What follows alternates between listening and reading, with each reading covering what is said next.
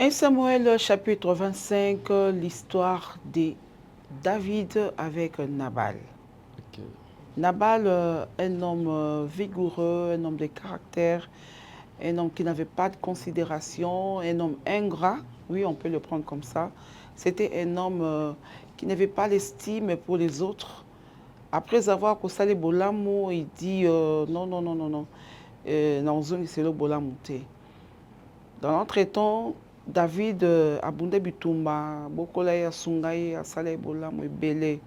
Je ne suis pas seule, on va partager ces thématiques avec l'homme de Dieu, grâce le bishop Bionic, à qui j'ai dit shalom. Shalom, maman Lifa, maman Myriam, servante de Dieu, pasteur. Et c'est mon habit ça parce que Lifa, télévision, et pour et sunga baimboka et pour na e pambola mukil mubimba et pour na e salabisonyo so bolamu. Boelelo, pasteur grâce. Na ebité tant au monde à mukili. Et là on est matakayo. Surtout na Congo, précisément, mboka na biso, et là on est matakayo, oyo salarake et généo, tant aux homona, banana nzambe, tout côté non na malungi ya libalate, tant aux homona comportement, il y a basala nzambe, il y a bandimi, banana nzambe en général. Qu'est-ce que tu pourrais nous dire par rapport à l'expertise na yo, tant aux osala constat, il y a nyonsoana. Merci, maman Lifa. Vraiment, merci pour la question. Actuellement, toujours traversé un temps moko critique. Ton quotidien temps oyo, on peut savoir que signe attend de la fin. Et j'ai remarqué quelque chose, basé sur na kati ya conscience te. Conscience ya bato eza ko se manifester juste on a dimension nzamba linga qui ezalate. Voilà pourquoi avant que nzamba pesa Moïse dit commandement, il y avait une loi au bando bengo la loi de la conscience. Voilà, très bien. Et j'ai constaté que bato mingi ont remarqué même par rapport à l'état actuel ya Kinshasa ezola que bato belé basal jusqu'au ça et la conscience na bango. Voilà pourquoi, si nous avons appel dans le peuple congolais, dans le Kinshasa, nous devons retourner à la loi de la conscience. Si nous avons conscience de ça, nous avons la capacité de se maîtriser dans la loi de la conscience est très importante. Merci. Donc, nous avons la conscience, nous avons Moutou dans la conscience ne soit la moukina tongo habité terrassé oyo et dans un budget momba l'état pesaki pour que va travailler terrassé oyo a oboa kama titi na terrassé et même na katia église et biso to koli to ebi makamuna nzambe était l'église est un lieu sacré oyo mutako tonga batute oyo mutako fingate oyo mutako ya na désordre mais aujourd'hui à cause il y a manque de conscience et Batubazo se permettre à ça n'importe quoi et n'importe comment. Batubazo on a kati à la loi de la conscience. C'est vraiment important. Entre le Liboso na simbi loi ya conscience. Bien aimé dans le Seigneur. À l'époque d'ailleurs Dieu donnait des terres. C'était à la personne topé na tribu wana kozwa soin ya mabele na bango. Nga na mona batko bundela mabele. Josué na Caleb. Babundi. Bazali na responsabilité à partager mabele. Pe bazali na kati ya ligne à défendre mabele. Ya mabele. 66 ans d'indépendance. Mbula na mbula tozo kende. Mais ce que tu veux vendre total en ndenge mosala nzamba zoloba to ti wapi to kende wapi to sala nini. Obi eloko no lobi ememinga na histoire ya 1 roi 3. Moi sur zoloba j'ai regardé attentivement et j'ai compris il y avait aucun étranger. Vraiment. Il n'y avait aucun étranger. Yo laleli mwana na yo akufi. Mais olingi changé à muninga. Mais constat sala lo binini. Natali bien mono eza ngat ba changer nga. Porte za rokangama. Porte pesa rokangama. Ennemi akoti wapi. Ennemi auti wapi. Et ça mi biso na ndako. Et ça mi rat na mboka na biso. Étranger ba koti te biso nanu. Batali banda ba kota te biso to bomana. Ba poison, phénomène poison comme mbasu, trahison na ba bureau. Trahison, c'est-à-dire opération salité, opération mba, c'est-à-dire mboka to ke wapi. Nzoka nzamba pese biso mabele poto cultiver, to bongisa, to lamba, to bongisa biso mokonano. Vraiment. Ndenge ni ba obundisa biso te mboka tondi salité partout. Vraiment. ndenge ni babundisa biso te biso mona tozo yina mboka ngo elo batandeko ça dit ba pesi ba fond ba che ba moyen ba sala ba terrasser eza ba moyen à canalisation au moins terrasser dans libosa porte na wana ezali canalisation pour que ça maille ka normalement pour to éviter salité eza typhoïde eza malaria et puis inondation ba infection dans autres conséquences nango ezali manque à conscience ba to ali ko considérer ba travail aux salles matin toujours on a toujours na point zéro et mon sala ensemble bionique tous on a texte autopsie parce que là dans un monde 1 Samuel 25 histoire ya Nabal babi bazo pe sabiso caractéristique à Naman définition comme na insensé aux on a côté magambeza OK mais bazo tali sabiso que Nabal est représenté comme étant un homme riche azayi na bozui mais ce qui a fait le défaut de Nabal, c'était quoi? Les caractères, les pensées qui étaient sur Nabal plutôt. Et Nabal, son nom qui signifie insensé, malgré la richesse qu'il possédait. Mais un homme insensé. Un homme qui manquait la sagesse. Voilà pourquoi il a créé des combats. Nakati a parcours, il y a Vinae, Aluki Bitumbana Batuna Nzam. Aluki bitumba o esika ya kolukate akoti na kata mbulungana et puis vie na ye eweki complication koti voilà un homme arrogant et le réseau mon batebele yango wana ce qui compte dans la vie eza auto zakana ngote mais eza ba valeur tozo cultiver très bien ba valeur auto présentaka yango nde eza na capacité à reprotéger ezala biso pe auto zana yango. Et voilà pourquoi il y avait une femme, la femme de distinction. Très bien. Ce qui a fait que cette femme, richesse, elle a la protéger, elle a la conserver. Malgré le mot qu'elle a touché, mais à cause de la valeur où elle a présenté. Il y a un ancien qui a dit que nous sommes dans biso et tous à la locale Nabal et tout présenter la valeur ya malam. Nabal azaki riche, mais azangaki ou a sagesse, un homme arrogant.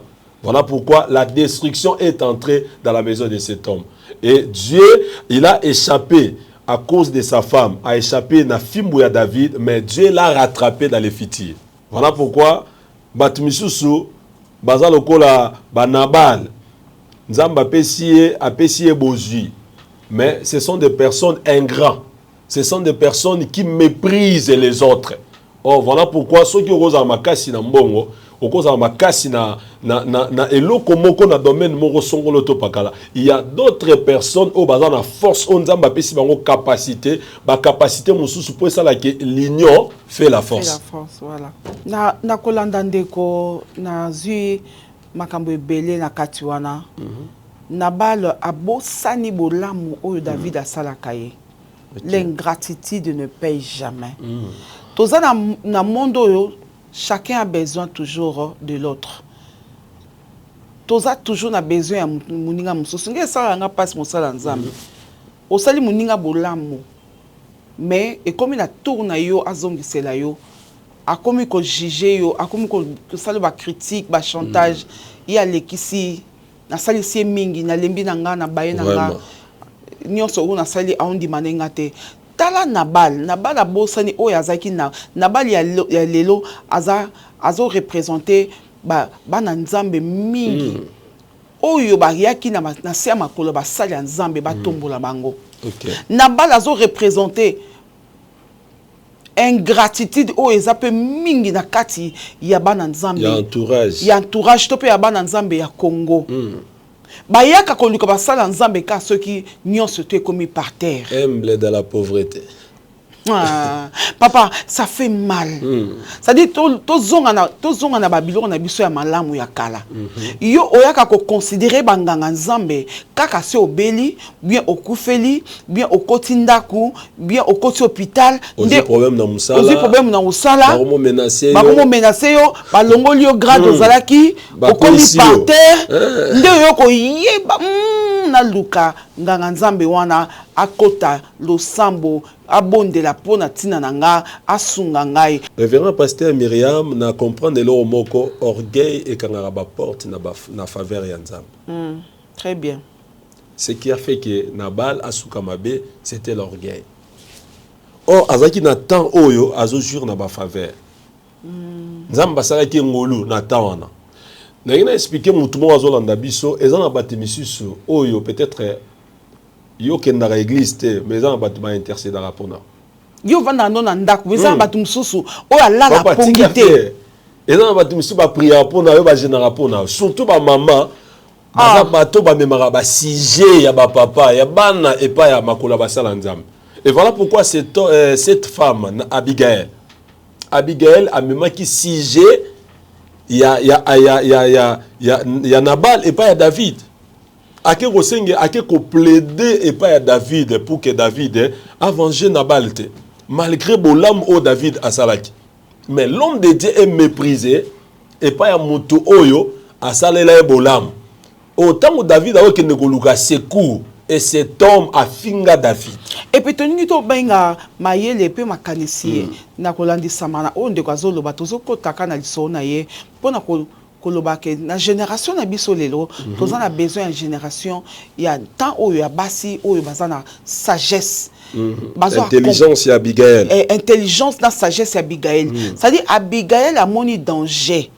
Abigail a lebi na ovanda te amoni épée ya makila atali makila na yeso ki lelo ndako ekwese ke ngape Abigail na okweya ngape na okufa alongoli kazaka ya orgueil alongoli nyonso akiko luka solution pona ndako na ye mama yo mutozo landa biso ma sœur toza na kata malongi na kata libala tozo lakisa bino lolenge nini mwasi akoko agir en justesse pona ko sauver libala na ye.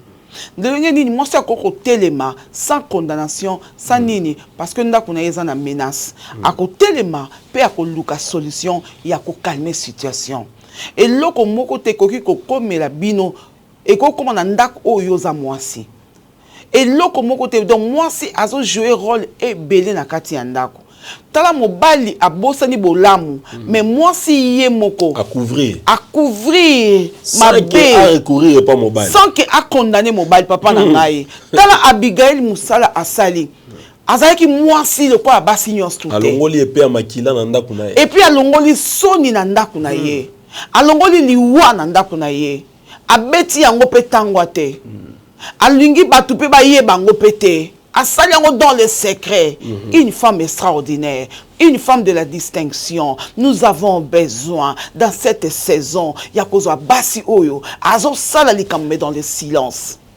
Alingi te ba ninga ba yeba, alingi te famille yeba, alingi te ba beau frère ba beau kilo ba yeba, asali yango parce que za nature na ye. Nati Abigail pasteur, ezaki ba nati ya baso tozo luka. OK. C'est-à-dire moi si azaka na dimension ya mbongo te moi ça va capable de défendre libotana et défendre devant l'épée de la mort. Il y a devant épée sur la destruction ko na kati ya libotana. Abinda kunanga ekoya te. Là où moi je suis Abigail, ma maison ne peut pas être renversée. C'est-à-dire, moi, si on doit comprendre que David a boma, il faut ngana bloquer. Na péché. Dans la porte, il y a bien. Dans la porte, il y a bien. Dans la porte, haute, qui na moni liwa. Atazaki mabe, yeba mobile azaki malamu te, mobile azaki mo caractère mabe, mais tout en sachant cela, moi si azipi, mais les choses qui basi alelo, mais ni ndengato yokate. C'est ça. Ni ndengato monate. Elingaki za makelele eza faute nanga te mobile yango moni mabala oyo soki kotika makambo ekotika ba critique ekotika maloba seke mabala neza susute oyo batanga mibali batanga pe yo oyo kana bible Abigail akeloba ko daya boko tabo bomaye apesi nzela te a bloqué ayebi comportement mobile là tela moi si autoza na besoin lelo tela moi si ozo ba valeur une femme sage bâtit sa maison maman Lifa mais une femme insensée renverse dans sa propre main. Abigail asaki na maboko pembe maboko ya kokaba maboko ya kopesa tala moi si que non na dimension ya kokaba parce que ba mbasi mingi ba miyimi maboko ebele ba maman et maboko ezana madusu maboko mingi eza madusu mama tala maboko na pendant que to loba mama tala yo maboko na yo oh prophète ça mbela na maboko nanga esimba ke loko te heureusement bato bande otala maboko bato bazala suste bazala ki baba yo va vraiment doucement ngebi ma wana na maboko wana pourquoi parce que maboko na yo eyaka na retard ya yo e fonctionnaka na tante ya yo fonctionnaka na retard donc maboko oyo tozoloba awa eza maboko oyo ya basi bakabaka na naku na yo oza na nini yo nyonso bombaka na sambe maboko relevera ba défi maboko za capable de bata uila mukie po bana bakende na bombu te maboko zoloba ke no bana na ngate boko zo batu nyonso me bana na ngai te bakende na esclavagisme te. Abigail, la femme brève, la femme forte. Moi, si ayebi ko bomba, ko défendre à Kabaka. Abi et biloko olende ni nango. O David azaka besoin biloko olia. Et biloko olia kaka, te nango tchana atie ba biloko, atie ba saki, atie ba loso, atie ba boye. C'est ça. C'est que va considérer. Oh, mais t'as bien besoin de ba. Moi, la femme sage bâtie, yoka basi mingi. Et quand le mot na mboka na biso ba ba yebi ba bomba ka sukali ti na chambre vraiment oh et c'est quand mon cœur bana na ngai et quand le point de temps bien mo yebi tine boza wana oyebi oh loso et c'est quand mon cœur na lia na bana mais babi nzamba tindi elina naku ya veuve ya Sarepta de Sarepta qui n'avait rien nzamba zek alika ka enseigner biso anga yebisa biso ke kaka na muke ozanango kabola na mosala nzambe kaka ne loko wana te ozana ngo wana yo somo ngo loko te kaka na ndambo wana et puis na zui tuna pasteur est-ce que na mboka wana ba roi bazalaki te ba sénateur bazalaki te ba ministre bazalaki mais nzamba yebi mitema et mutu mususu ata rozanga ola kisapena ke oyo il faut ka ba dépouiller il faut ka ba longola wazana très bien parce que Nzamba ko multiplier te na maboko na yo parce que tu ne sais pas ozana notion ya libérer te. Soko ebi ko libérer te ozwate. C'est vrai David azayi na motema ko détruire te. Mais ce qui a fait que David a quitté pour se présenter main vide devant David. Et David c'est l'image aussi il y a bato même soko ke panganga pour ba kanga esprit moko. Il faut basani. Il faut présenter eloko. Oui, bien sûr. Ok, esprit ya mai pour ba kangelo moko boy esprit moko zo tomboka zo zo bato zo sala boy zo détruire ba vie ya bato il faut toujours qu'on présenter eloko et chaque fois toujours se présenter et pas ya basala nzambe parce que baza ba représentation ya nzambe sur cette terre donc la Élysée toi baki un jour ezala makambo etelemaka et qui va te défendre yango Abraham na roi Abimelech. Parce que je crois que l'histoire en a très bien. Nzambe alinga beta roi oyo. A soloni na buto lobi, c'est que tu as fait Nzamba condamné roi. Roi Ozaki na position élevée. Mais pour Nzamba calmer, azongisi mutuana et pas Abraham. Ozo mona position on Nzamba tsaka basali na. Peut-être yozo critiquer basala Nzambe, ozo mona bango pamba. Mais partout, s'il y a des faux billets, c'est que les véritables originaux, topé les vrais billets existaient qui avant que les faux billets aient. Et Dieu a envoyé cet homme, un roi, donc Moutoualokoum, dirigé vers Abraham. Il dit c'est que va chez mon serviteur Abraham. Abraham a ressemblé la ponayo, peut qui me kokota. Donc et peut aller ce kota, et peut détruire ce kota. Nzambabi a kobeta tina banyama. Donc, il faut comprendre, et ça va te belé, agir, manque de connaissance. Et la connaissance, c'est un pouvoir. Celui qui a la connaissance, a un pouvoir.